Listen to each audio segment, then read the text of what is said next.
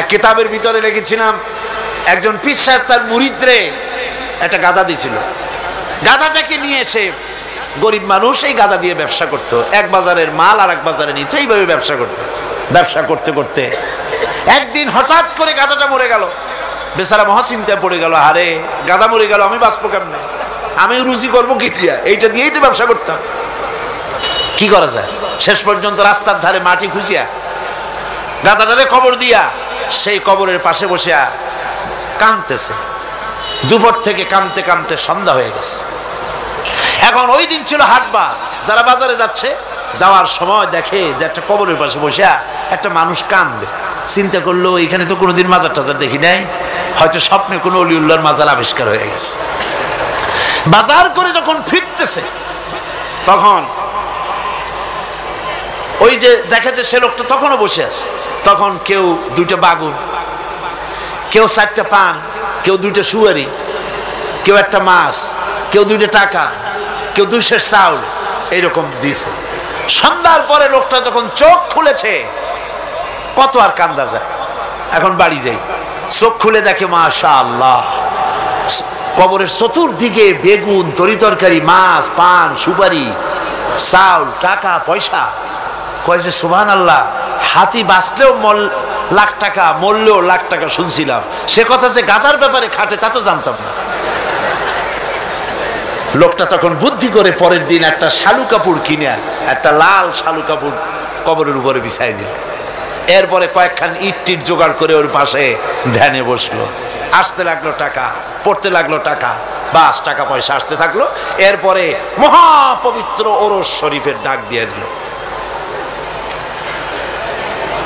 লোকেরা চিন্তা করলো, জিজ্ঞেস করলো, হুজুর এটা কি, কোন হুজুরের মাজার? তা তো জানলাম না। কয় যে পাথরে খোদাই করতে দিছি, নাম রাত্রি লেগে যাবে। পরের দিন লোকেরা এসে দেখে মাজারের সামনে বিরাট সাইনবোর্ড লেগে গেছে, হযরত গেদা শাহ রহমাতুল্লাহ আলাইহির মাজার। এই মুরিদের পীর যিনি, তার কাছে খবর গেল, হুজুর আপনার বাড়িতে যে কবর, এই মাজারে আর কি টাকা হয় আর আপনার ওরসে আর কি লোক হয়, যাইয়ে দেখেন আপনার মুরিদের কেরামতি, মাজারে টাকার অভাব নাই, আর সে কি আলিশান মাজার, কত টাকা, কি বিরাট ওরস। পীর সাহেব চিন্তা করলো, আমার মুরিদি আবার কবর বাইল গই। মুরিদের বাড়িতে ডাকাইছে, ডাকায় বলল, বেটা সত্যি করে বল আসল ব্যাপারটা কি? কয় হুজুর আপনি গরিবের মা বাপ, আপনার কাছে মুরিদ হইছি, সত্য কথা আপনারা না কই যাবো কই? আপনি যে গাধাটা দিছিলেন, ওই গাধাটা মরে যাওয়ার পর তারপরে কি করি, ওটারে কবর দিলাম, আর তার থেকে হইতে হইতে গাদা শাহ রহমতুল্লাহ আলাইহির মাজার বানাই দিলাম। পীরে কয়, ও আমি আর না মনে করছিলাম, না জানি তুমি কোনো সত্যি কোনো পীরের মাজার পাইছো নাকি? অসুবিধা হয় নাই, তোমার যে গাধাটা দিছিলাম আমার বাড়িতে কবর, ওই গাধার মায়ের কবর আমার বাড়িতে। ভাইরা আমার, এভাবে করে মাজারকে কেন্দ্র করে সারা বাংলাদেশে কোটি কোটি টাকার ধর্মের নামের ব্যবসা হচ্ছে, লুট হচ্ছে, তারাজ হচ্ছে।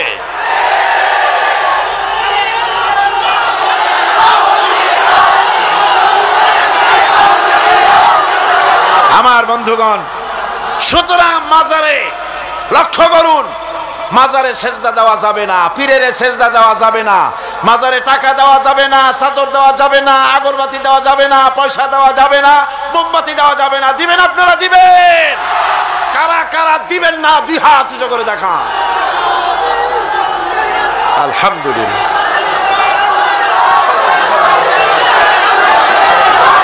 হাত নামান, হাত নামান। আমি আপনাদের হাত উঁচু করতে বলছি, মাথা উঁচু করতে বলি নাই। বসেন, বসুন, বসুন। আল্লাহ পাক, আল্লাহ পাক গায়রুল্লাহকে সেজদা করা আর গায়রুল্লাহর নামে মানত করা থেকে, শিরক থেকে এই জাতিকে আল্লাহ হেফাজত করুন। জোরে কোন আমিন। মাজারে মানত করে না, মুসলমানেরা মানত করে না, জোরে কোন করে কিনা? অবশ্য চিটাগংয়ের মানুষেরা করে না, করে। গায়রুল্লাহর নামে, আল্লাহ ছাড়া, ভালো করে শুনুন, আল্লাহ ছাড়া কারো নামে মানত করা জায়েজ নাই, হারাম হারাম হারাম। মানত হবে কার নামে? চিল্লায় বলেন, কার নামে? সুতরাং আর মানত নয়, আর চাদর নয়, আগরবাতি নাই, এ সমস্ত ব্যবসা দুই হাতে বন্ধ করে দিতে হবে। তাওহীদের চতুর্থ দাবি হচ্ছে নামাজ আদায় করা।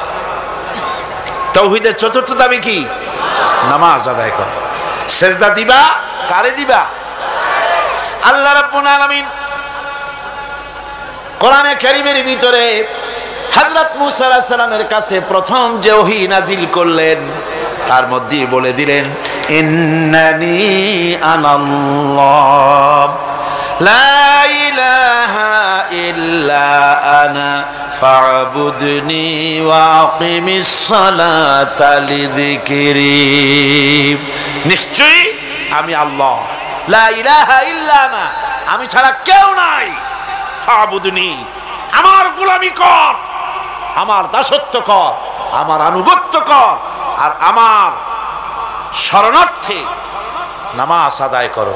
নামাজ আদায়, এই নামাজ আদায় করতে হবে। বহু মুসলমান আছে ভাইরা, অনেক মুসলমান আছে কয় হুজুর এমনে আমি মানুষটা খারাপ না, সত্য কথা বলি, গরিবরে সাহায্য করি, এমনি আমি মানুষটা ভালো, এই মাঝে মধ্যে একটু নামাজ পড়ি না, তাতে কি আমার ঈমান নষ্ট হয়েছে নাকি?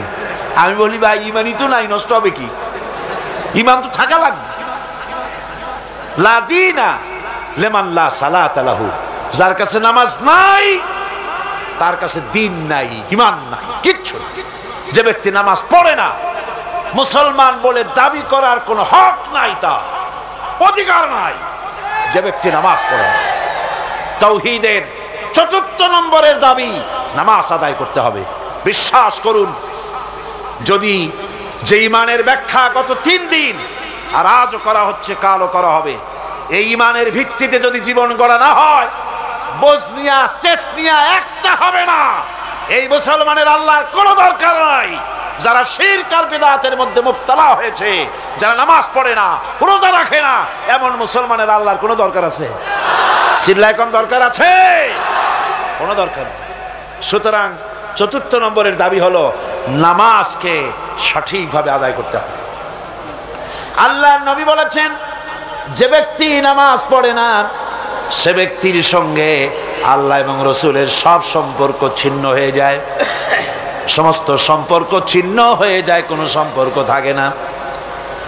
ইচ্ছে করে যে ব্যক্তি নামাজ ছেড়ে দিল সে ব্যক্তি কুফরি করলো।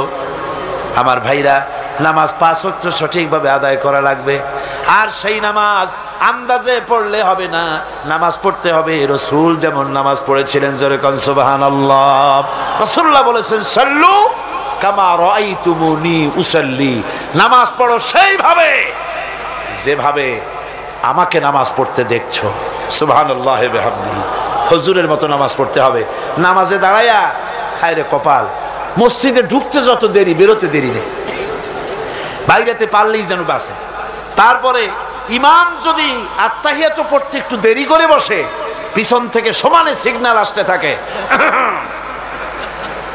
লক্ষ্য করছেন আপনারা? এর নাম ফাইজলামি। এটার নাম কি? এই ফাইজলামি করার অধিকার নাই তোমার। ইমামকে তুমি ডিকটেট করতে পারো না। ইমামকে হুঁশিয়ার করার জন্য যদি কাশি দিয়ে থাকো, তোমার নামাজ ফাসেদ হয়ে যাবে। নামাজের ভিতরে কাশি দিয়ে ইমামরে শুনায় দেয় যেন, ইমাম সাহেব আমার মামলা তো ডিসমিস হয়েছে কখন, আপনার খবর কি, কোন মকামে আছেন এখন? নামাজ সোজা হয়ে দাঁড়াতে হবে, তাদিল আর কান ঠিক রাখতে হবে। তাদিল শব্দের অর্থ হলো বরাবর করা। রুকুর ভিতরে থাকবেন যতক্ষণ, দাঁড়িয়ে থাকবেন ততক্ষণ, অন্তত 1 তাসবিহ পরিমাণ তো বটেই। সেই পরিমাণ সোজা হয়ে দাঁড়ানো হয় না, ওয়াজিব তরক হয়ে যাচ্ছে। আমার বন্ধুগণ, নামাজ যদি না হলো, যার নামাজ আছে তার সব আছে, যার নামাজ নাই তার ফাউন্ডেশন নাই, ঈমানও নাই। রুকুর ভিতরে যতক্ষণ থাকলেন, রুকুর থেকে দাঁড়িয়ে রব্বানা লাকাল হামদ হামদান কাসীরান তাইয়িবান মুবারাকান ফি, একজন সাহাবী এই দোয়া পড়েছিলেন। হুজুর বললেন, ও সাহাবী, তুমি যখন এই দোয়া পড়তেছিলে তুমি জানো না আমি নবী, আমি দেখি, তুমি তোমরা দেখতে পাও না। আমি দেখতেছিলাম ফেরেশতারা তুমি এই যে দোয়াটা পড়তেছিলে রুকু থেকে দাঁড়াইয়া, তোমার আমল নামায় নেকি কে কত বেশি লিখবে তা নিয়ে ফেরেশতারা প্রতিযোগিতা করতেছিল। দুই সেজদার ভেতরে এক সেজদা দিয়েছেন সুবহানা রব্বিয়াল আ'লা। বলেন তো সুবহানা রব্বিয়াল আ'লা, সুবহানা রব্বিয়াল আ'লা, সুবহানা রব্বিয়াল আ'লা। সময় লাগে না? লক্ষ্য করে দেখেন যে মুরগিতেও এত তাড়াতাড়ি দানা খাইতে পারে না যত তাড়াতাড়ি সেজদা দিয়ে উঠে যায়। একটা সেজদায় যত সময় লাগলো, দুই সেজদার মাঝখানে ততখানি সময় দিবেন। আল্লাহুম্মা গফিরলি ওয়ারহামনি ওয়াফিনি ওয়াহদিনি ওয়ারজুকনি। হুজুর এই দোয়াগুলি করতেন, আরে কি সুন্দর দোয়া। আল্লাহ আমারে মাফ করে দাও, আমারে সুস্থ করো, আমার উপরে রহম করো, আমাকে তুমি রিজিক দান করো। সুবহানাল্লাহ। আবার নামাজের মধ্যে দোয়া কবুল হয় বেশি। সাহাবী জিজ্ঞেস করেছেন, ইয়া রাসূলুল্লাহি, বান্দা কখন আল্লাহর বেশি নিকটে হয়ে যায়? নবী বলেছেন, বান্দা যখন সেজদা দেয় আল্লাহর বান্দার ভিতরে কোনো হিজাব আর থাকে না। রাসূলুল্লাহ বলেছেন, সিজদা যখন দিবে নামাজের মধ্যে তখন মনে করবে যেন আল্লাহ রাব্বুল আলামিনের কদম মোবারকের উপরে কপালটা রেখে দিছো। এরকম নামাজ পড়ে সালাম ফিরালে পরে ইমামের সাথে সাথে নয়, ইমামের সালাম হয়ে যাবে তারপরে সালাম ফিরা। এরপরে ইমামের সালাম ফিরানো হয়ে গেল, তারপরে পড়েন আল্লাহু আকবার। কি বলবেন? এরপরে তিনবার পড়বেন আস্তাগফিরুল্লাহ, আস্তাগফিরুল্লাহ, আস্তাগফিরুল্লাহ। দোয়াগুলি সঠিকভাবে পড়তে হবে। তাওহীদের ৪র্থ নম্বরের দাবি হলো নামাজকে সঠিকভাবে আদায় করতে হবে। আমার ভাইরা, নামাজ ছেড়ে দিলে হবে না। আজকের এই মাহফিলের ভিতরে যত তরুণ এসেছেন, যুবক এসেছেন, শিক্ষক এসেছেন, মা বোনেরা এসেছেন, পেশাজীবী ডাক্তার এসেছেন, কৃষিজীবী এসেছেন, সব মানুষের কাছে আমি যদি একটা দাবি করি, আপনারা আমার এই দাবিটা মানবেন কিনা? মানবেন? আমার দাবি আপনাদের কাছে, তাওহীদের দাবি আপনাদের কাছে এই, আসুন ওয়াদা করি, যতক্ষণ এত বড় ফরজ যে নামাজ না পড়লে জাহান্নামে যেতে হবে, নামাজ না পড়লে ঈমান থাকবে না, মুসলমান বলে দাবি করার কোনো হক নাই, এই যখন অবস্থা, এই নামাজ যতদিন না আজরাইল আমাদের শিয়রে না আসতেছে ততদিন পর্যন্ত নামাজ ছেড়ে দেব না। এই ওয়াদা কি করতে পারেন? হাত উঁচু করে দেখান, হাত উঁচু করে দেখান। আলহামদুলিল্লাহ। হাত উঁচু করে রাখেন, আল্লাহ দেখুক। হাত উঁচু করে রাখেন, আল্লাহ দেখুক। আলহামদুলিল্লাহ। হাত নামান, হাত নামান। আল্লাহ পাক কবুল করুন। জোরে কোন আমিন, আরো জোরে বলেন আমিন। আজকের এশা থেকে শুরু হবে। আজকে অনেকের বলি, ভাই নামাজ পড়ো না কেন? নামাজটা পড়ো। হুজুর দোয়া করেন, চেষ্টা করতেছি। তুমি হুজুর গো কি পাগল পাইছো নাকি? তুমি নামাজ পড়বা তাতে দোয়া লাগবে কেন? তুমি তো একথা কখনো বলো না, হুজুর দুপুরে ভাত খাবো, একটু দোয়া করুন যেন খাইতে পারি। রান্না করবা, প্লেট আছে বাড়ি, চাউল আছে, রান্না করো, প্লেটে নিয়ে জমের খাওয়া খাও। তুমি নামাজ পড়বা, কুয়ায় পানি আছে, টিউবওয়েলে পানি আছে, মসজিদ আছে, যাই নামাজ পড়ো। দোয়ার দরকারটা কি? ইচ্ছার দরকার, চেষ্টার দরকার। সুতরাং সব অজুহাত ছেড়ে দিতে হবে। আগে নামাজ। আর্মি হন, বিডিআর হন, পুলিশ হন, ডিসি হন, এসপি হন, মন্ত্রী হন, প্রেসিডেন্ট হন, যাই হন, আকাশ আর জমিনের মালিকের সামনে নাক আর কপাল দিয়া ঘষে প্রমাণ করুন আপনি আল্লাহর গোলাম। কার গোলাম? আর নামাজের চাইতে, থামো, স্লোগান লাগবে না।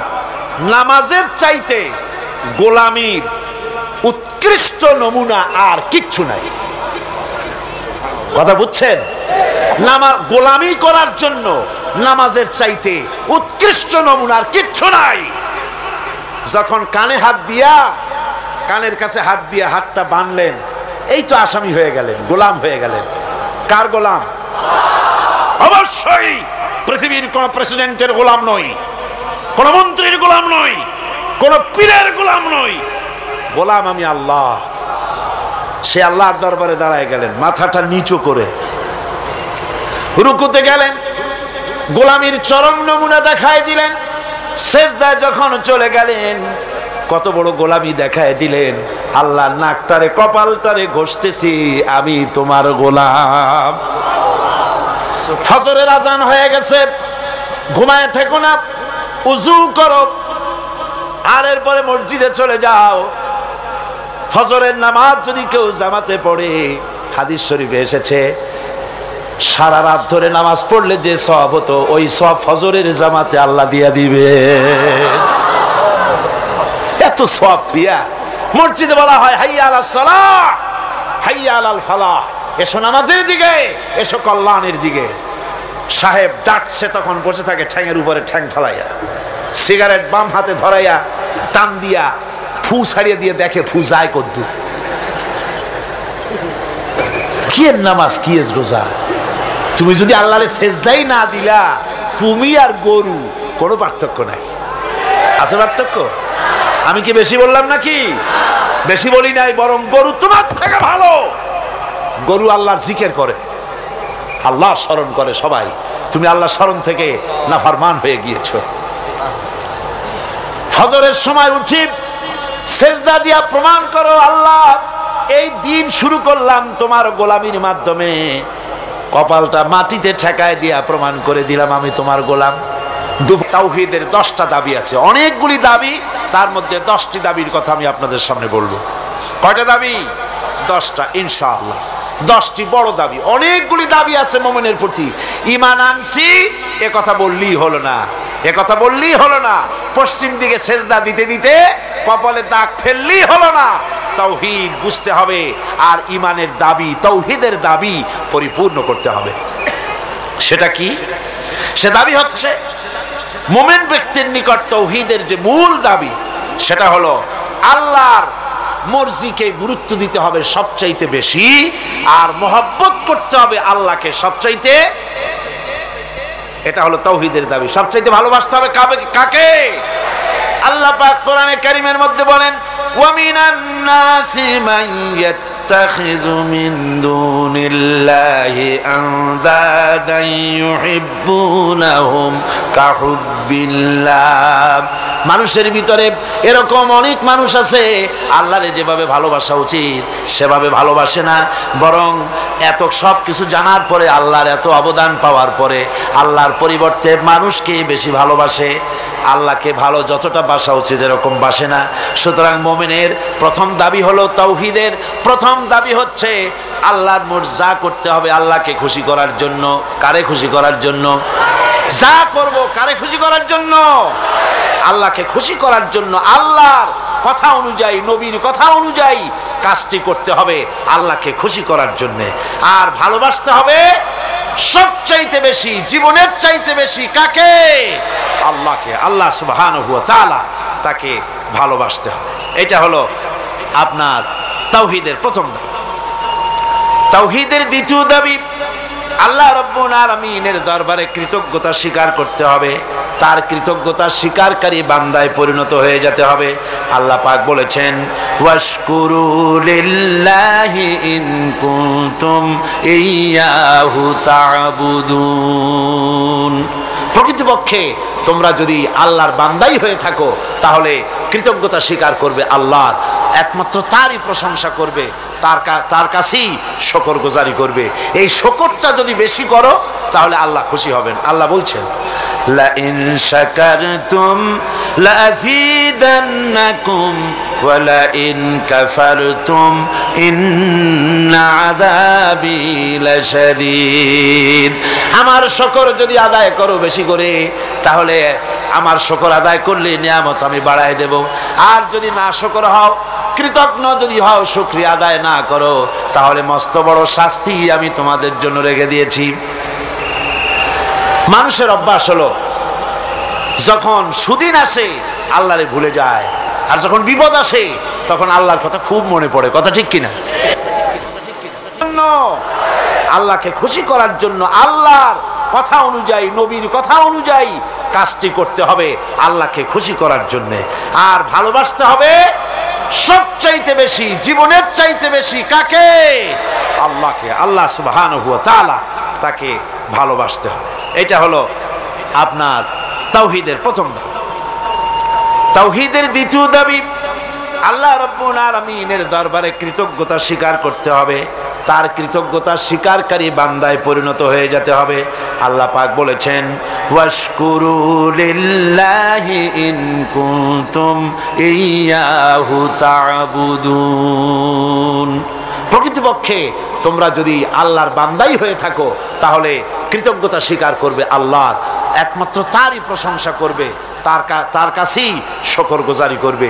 এই শুকরটা যদি বেশি করো তাহলে আল্লাহ খুশি হবেন। আল্লাহ বলছেন, লা ইন শাকারতুম লাযীদান্নাকুম ওয়া লা ইন কাফারতুম ইন্না আযাবি লাশাদীদ। আমার শুকর যদি আদায় করো বেশি করে, তাহলে আমার শুকর আদায় করলে নিয়ামত আমি বাড়ায় দেব। আর যদি না শুকর হও, কৃতজ্ঞ যদি হও, শুকরিয়া আদায় না করো, তাহলে মস্ত বড় শাস্তি আমি তোমাদের জন্য রেখে দিয়েছি। মানুষের অভ্যাস হলো যখন সুদিন আসে আল্লাহরে ভুলে যায়, আর যখন বিপদ আসে তখন আল্লাহর কথা খুব মনে পড়ে। কথা ঠিক কিনা?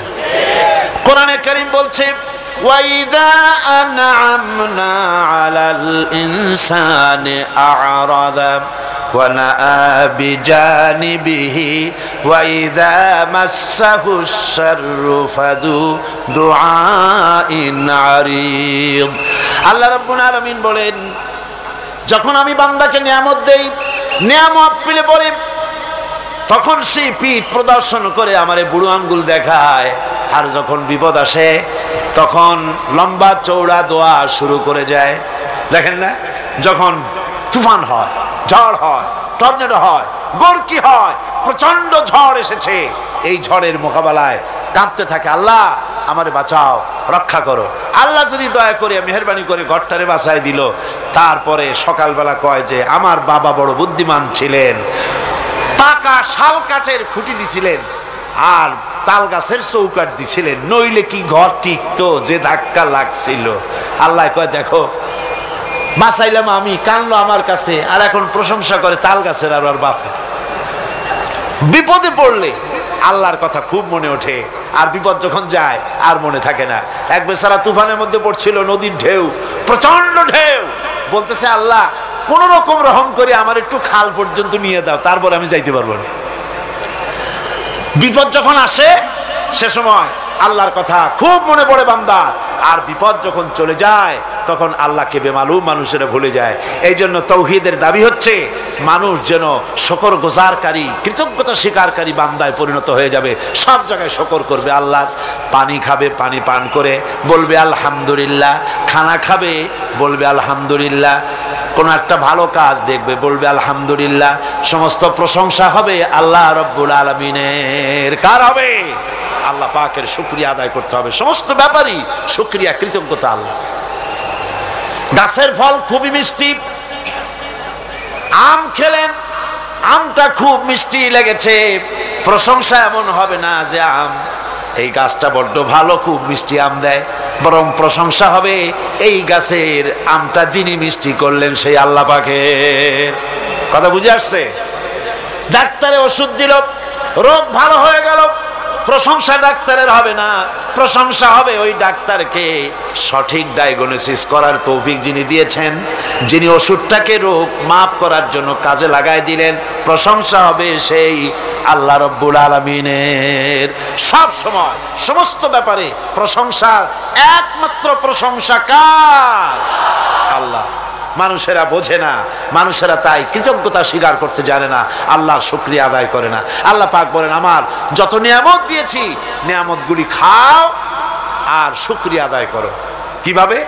আলহামদুলিল্লাহি রাব্বিল আলামিন। সবাই পড়েন আলহামদুলিল্লাহি রাব্বিল আলামিন। একটুখানি জোরে সোরে জিকির করেন লা ইলাহা ইল্লাল্লাহ, লা ইলাহা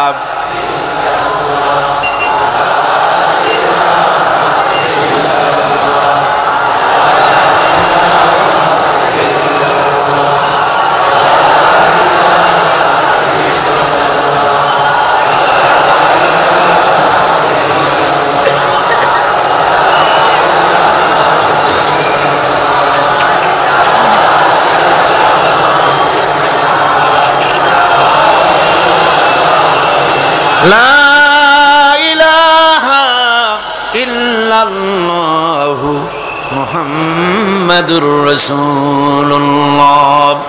তাওহীদের তৃতীয় দাবি হচ্ছে, দাবিগুলি মুখস্থ করে যান, কাজে লাগবে, কিয়ামতের দিন কাজে লাগবে, দুনিয়ায় কাজে লাগবে। এই তাওহীদ যদি না বুঝি, শিরক থেকে যদি না বাঁচতে পারি, ঈমান যদি বদ্ধমূল না হয়, দুনিয়ার ভিতরে মুসলমান টিকে থাকার কোনো কারণ নাই।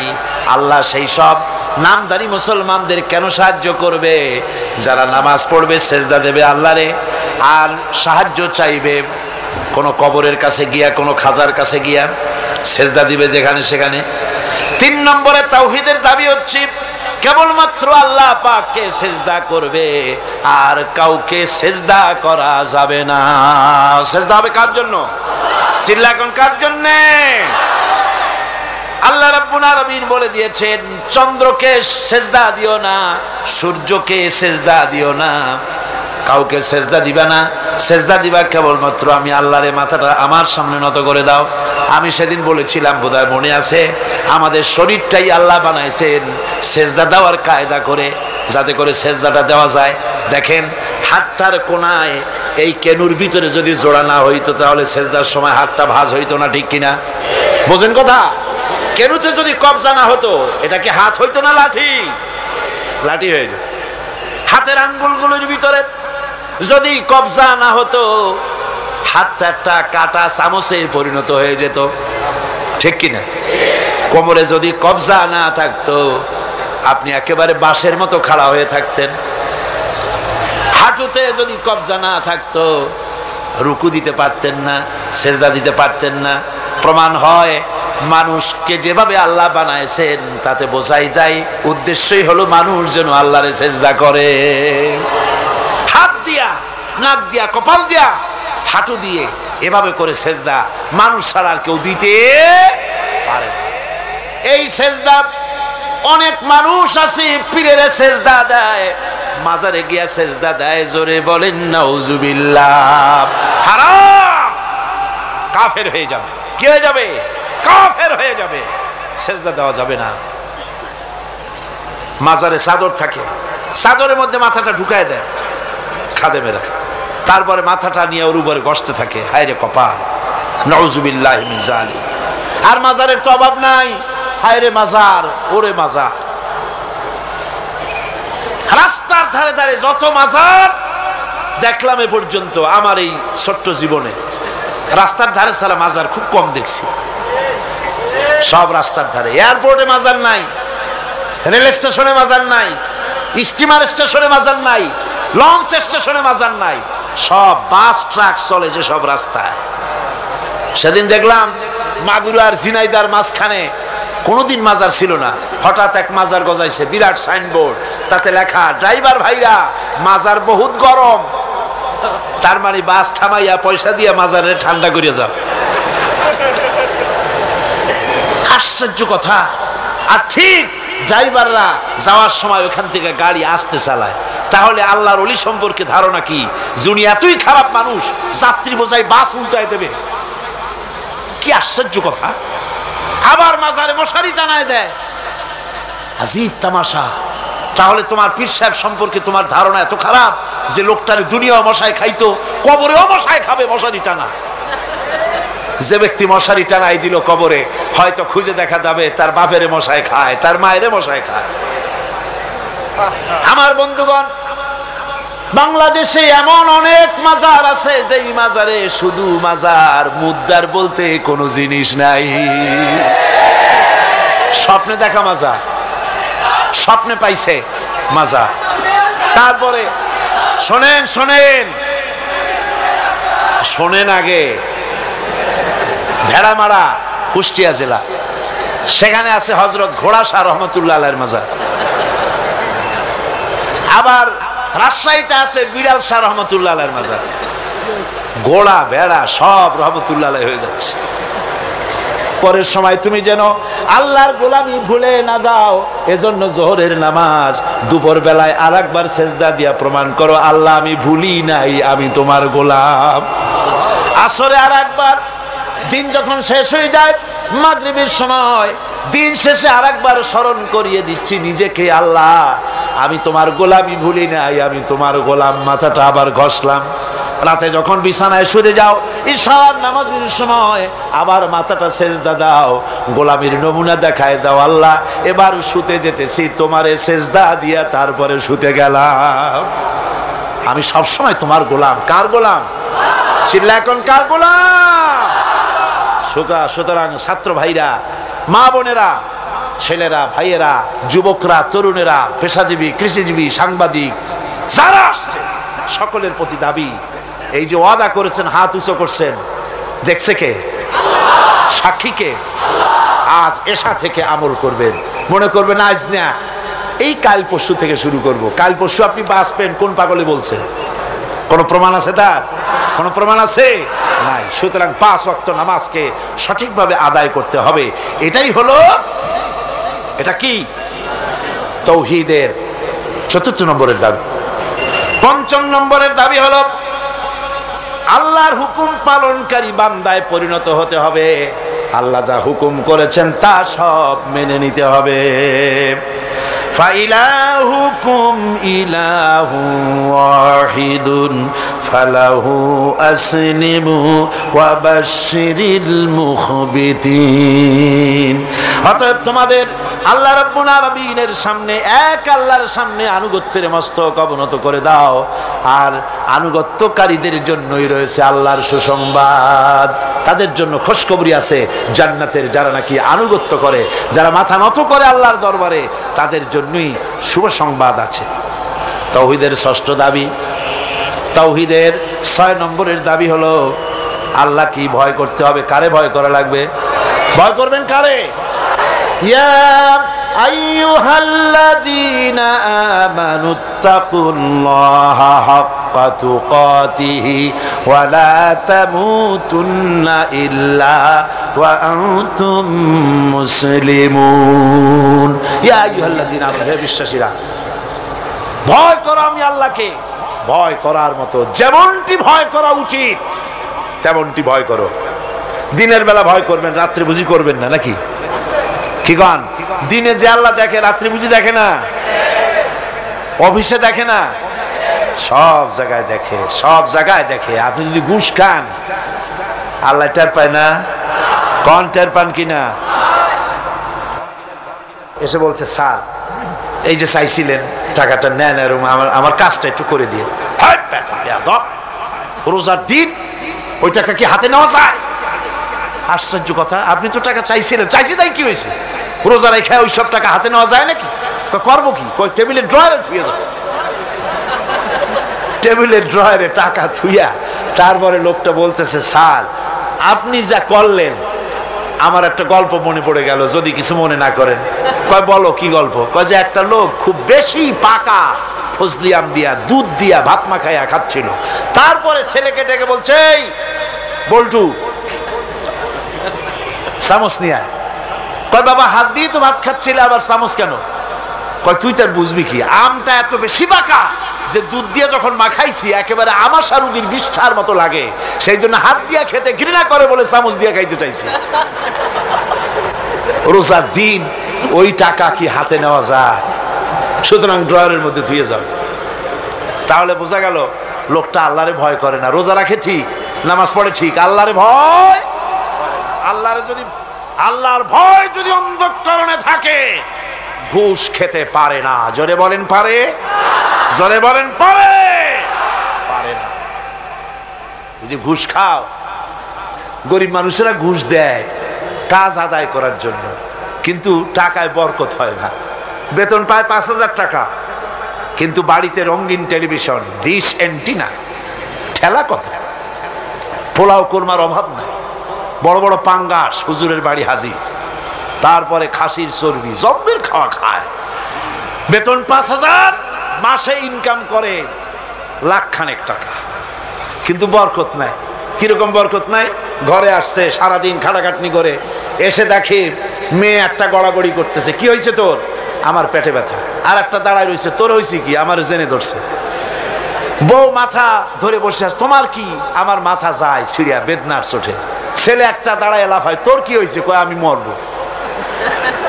এখন ওজারে টাকা দাও, বৌদ্ধরে টাকা দাও, মৌলবীরে টাকা দাও, তারে পয়সা দাও, ওজা আনো, বৌদ্ধ আনো, ডাক্তার আনো, আনতে আনতে কামাই করছিল 1 লাখ, খরচ হয়ে গেল 1.5 লাখ।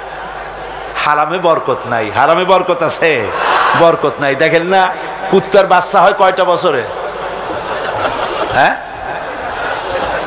শ্রীরঙে কুত্তা নাই? কয়টা হয় বাচ্চা বছরে? 7টা 8টা। অর্থ আর কোনো জন্ম নিয়ন্ত্রণের বালাই নাই, জন্মের হওয়া হয়। এই যে কুত্তা এত হওয়া হইল, সব কুত্তা যদি বাঁচত, আপনারা রাস্তায় হাঁটতে পারতেন? হাঁটতে পারতেন?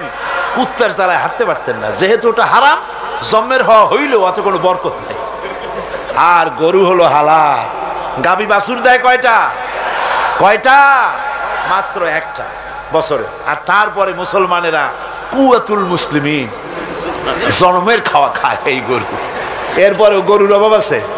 যেহেতু ওটা হালাল, এতে বরকত হয়। হারাম বেতন, বেতন নয়, হারাম ভাবে ঘুষের টাকা নিয়েছেন, যে টাকা দিয়েছে সে তো টাকাটা না দিয়ে পারে নাই, করবে কি, কাজ আদায় করার জন্য দিছে। টাকাটা দেয় আর একটু কষ্টে হাসি হাসে, হাসিও না কান্দাও না, একটা বেটকি দেওয়ার মতো অফিসের সামনে দিয়া তারপরে বাড়ির দিকে যায় আর বলে, আল্লাহ এতগুলি টাকা আমার নিল, ওরে কলেরা দিয়ে ওর গুষ্টি সাফ করে দিও। এই বদদোয়া করে, এই বদদোয়া করে। তাই ঘুষখোর অফিসারদের কামাই রুজিতে বরকত নাই। কথা ঠিক কিনা কর? ঘুষ ছাড়ো, ঘুষ হারাম, পায়খানার মতো হারাম, শুয়োরের মাংসের মতো হারাম। ঘুষ হারাম, সুদ হারাম। সুতরাং আল্লাহরে ভয় করো। ইমানের 6 নম্বরের দাবি, ভয় করতে হবে কাকে? আল্লাহ রাব্বুল আলামিনকে ভয় করতে হবে। 7 নম্বরের তাওহীদের দাবি হচ্ছে সাহায্য চাইতে হবে কেবলমাত্র আল্লাহ রাব্বুল আলামিনের কাছে। প্রত্যেক নামাজের ভিতরেই তো আমরা বলি, ইয়্যাকা না'বুদু ওয়া ইয়্যাকা নাস্তাঈন। পড়েন সবাই, ইয়্যাকা না'বুদু ওয়া ইয়্যাকা নাস্তাঈন। একমাত্র আমি তোমার গোলাম আর তোমার কাছেই সাহায্য যাচিয়া করি। নামাজের মধ্যে এই কথা কইয়া তারপরে সাহায্য চান মানুষের কাছে গিয়া, ছেলে দাও, মেয়ে দাও, স্বাস্থ্য ভালো করো, এই সমস্ত কথা গিয়া বলেন। সম্পূর্ণ উল্টা খাসলা, শিরকের মধ্যে মুবতালা হয়ে যাচ্ছেন। চাইতে হবে আল্লাহর কাছে, গোলামিটা হবে আল্লাহর। গোলামিটা হবে কার? সেই গোলামি কোথায়? নামাজে শুধু না, শুধু নামাজে নয়, নামাজটা পড়েন যার হুকুম মতো, রোজা রাখেন যার হুকুম মতো, দোকান চালাতে হবে তার হুকুম মতো। দোকানে গিয়ে দেখা যায় দোকানদার ওজন যখন দেয়, আল্লাহ বলেছেন ওজনে কম দিও না। বান্দা এমন ভাবে দাড়ি পাল্লা ধরে, ক্রেতা মনে করে আমারে বুঝি 1 কেজির জায়গায় 1.5 কেজি দিছে। বাড়ি এনে মেপে দেখবেন 1400 টাকার বেশি না। ঠিক কিনা?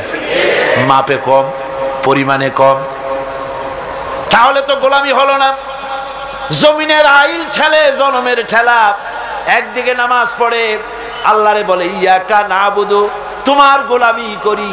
গোলামির প্রমাণ দেখো, জমিনে যখন জমিন চাষ করে, চাষ করার সময় লাঙ্গলের মাথা বুঝি খারাপ হয়ে যায় আইলের কাছে গেলে?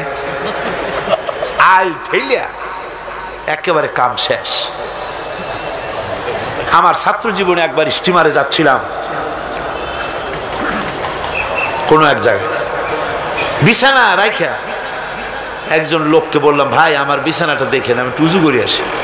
হায় হায়, উজু করে এসে দেখি আমার বিছানা এমন অবস্থা রাখছে যাতে আমার কাইতে হওয়ার উপায় নেই। এমন ভাবে চাপিয়া এতটুকু করে ভালাইছে।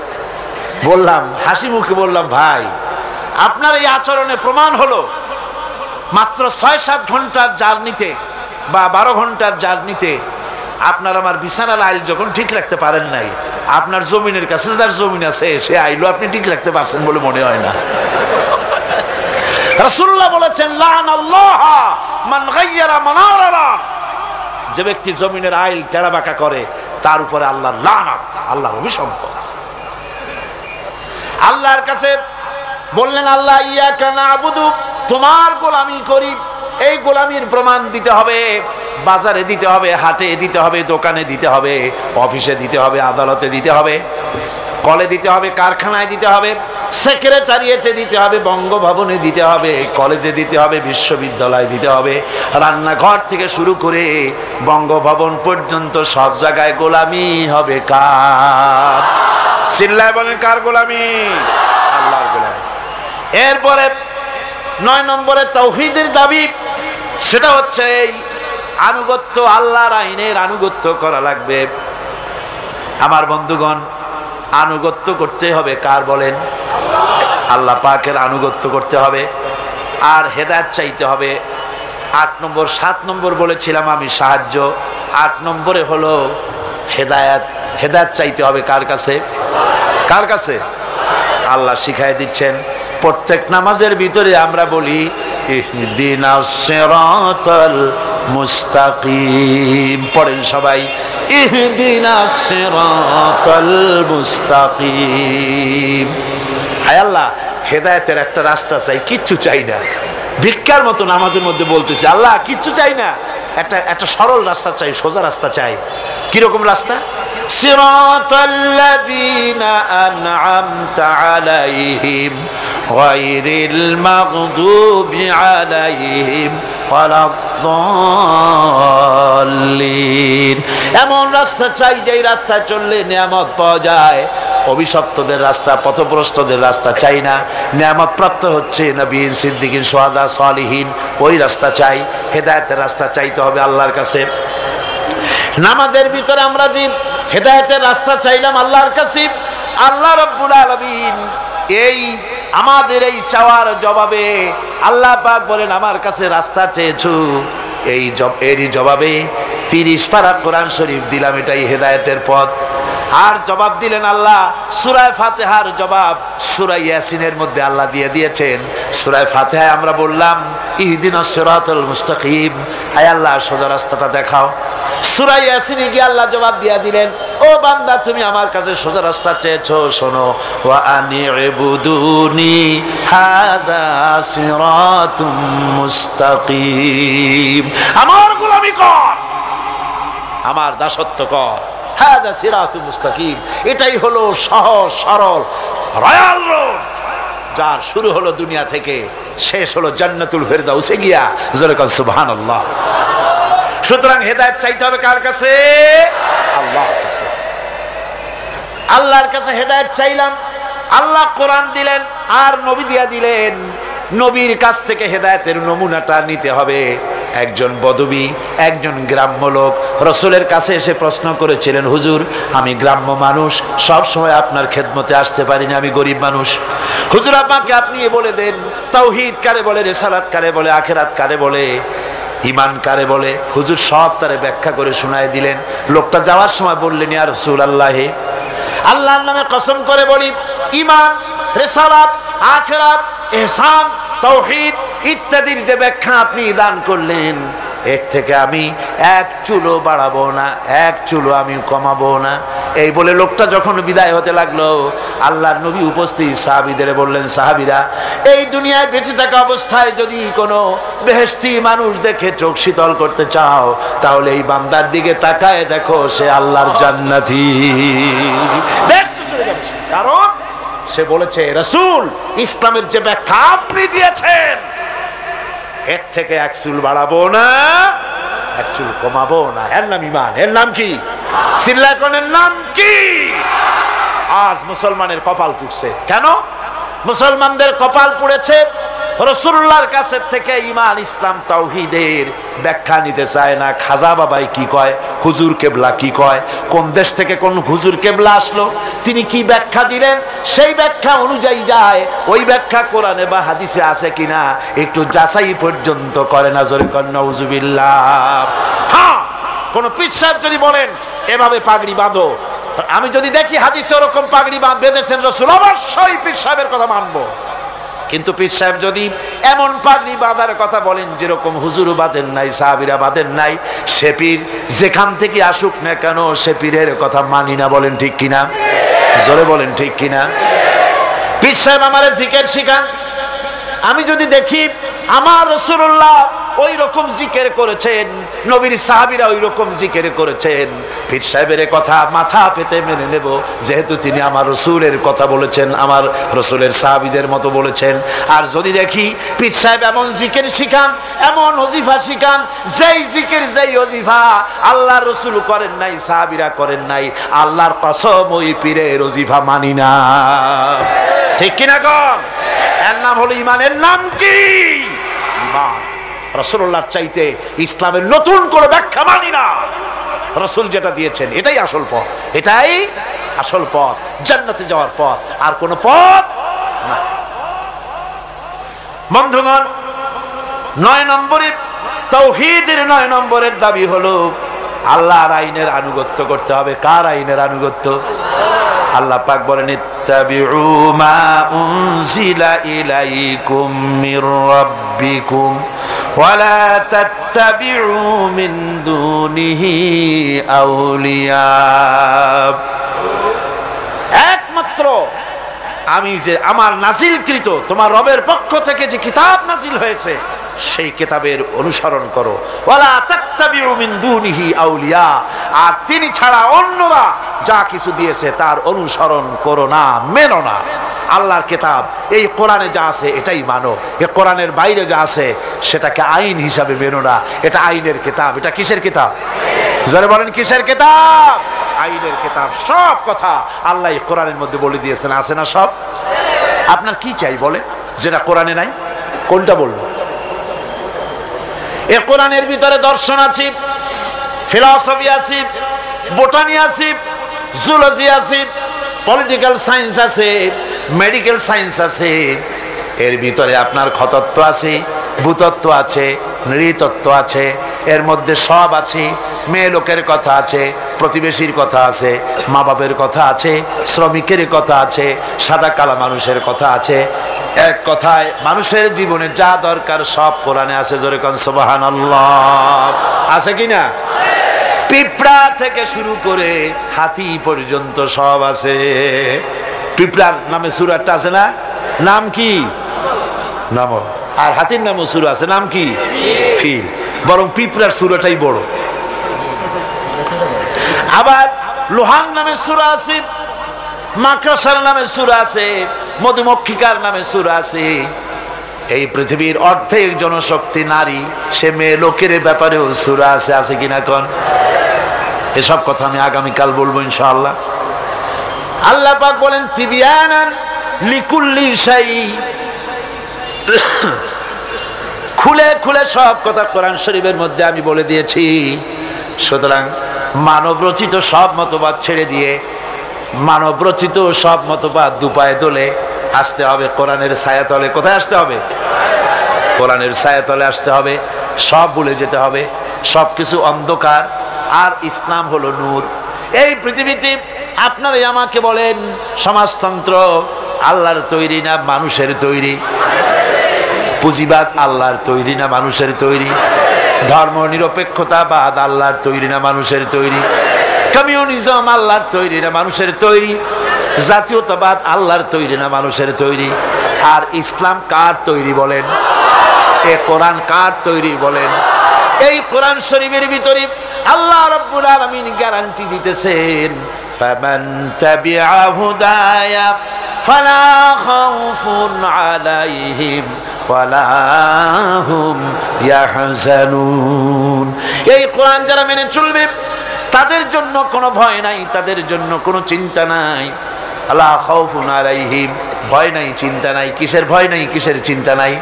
কোরআনের আইন যে দেশ মানবে, কোরআনের আইন যে দেশ, যে রাষ্ট্র, যেই জনগণ মানবে, তাদের জন্য খাওয়া পড়া, শিক্ষা, চিকিৎসা, বাসস্থানের চিন্তা থাকবে না। আর হত্যা, ধর্ষণ, হাইজাক, লুট ইত্যাদির কোনো ভয়ও থাকবে না। দুনিয়ায় শান্তি পাবে, কিয়ামতের দিন জাহান্নাম থেকে আল্লাহ মুক্তি দিয়া দিবেন। জোরে বলেন সুবহানাল্লাহ। সুতরাং এই কোরআনের দিকে আসতে হবে, কোরআনের দিকেই আমাদেরকে এগিয়ে আসতে হবে। আল্লাহর গ্যারান্টি, খাওয়া পড়া, শিক্ষা, চিকিৎসা, বাসস্থানের গ্যারান্টি কে দিয়েছে? কোরআন দিয়েছে। কে দিয়েছে? কোরআন দিয়েছে। কোরআনের কথা বিশ্বাস হইল না, বিশ্বাস হইল কার কথা? নির্বাচনের সময় সলিমুদ্দিন এসে মঞ্চে দাঁড়ায় গেছে। একজন, উনি দাঁড়াবার আগে একজন এসে বলল, ভাইয়ের আমার, বোনের আমার, এতক্ষণ ধরে যার বক্তব্য শোনার জন্য প্রচন্ড রৌদ্রের ভেতরে প্রতীক্ষায় ছিলেন, ইনি সেই গরিবের বন্ধু, শ্রমিকের শত্রু নাকি জানি, জনগণের কলিজার টুকরা, কৃষকের নয়নের মণি, সাধারণ মানুষের ঘিলুর চামড়া, অমুক চেরাগালী সাহেব। উনি এবার বক্তব্য রাখবেন। উনি বললেন, এবার আমি দাঁড়াইছি, আমারে ভোট দেন। সালাম কত তখন, মাশাআল্লাহ, ধর্মের কথা। ওরা আমাদের বলে আমরা না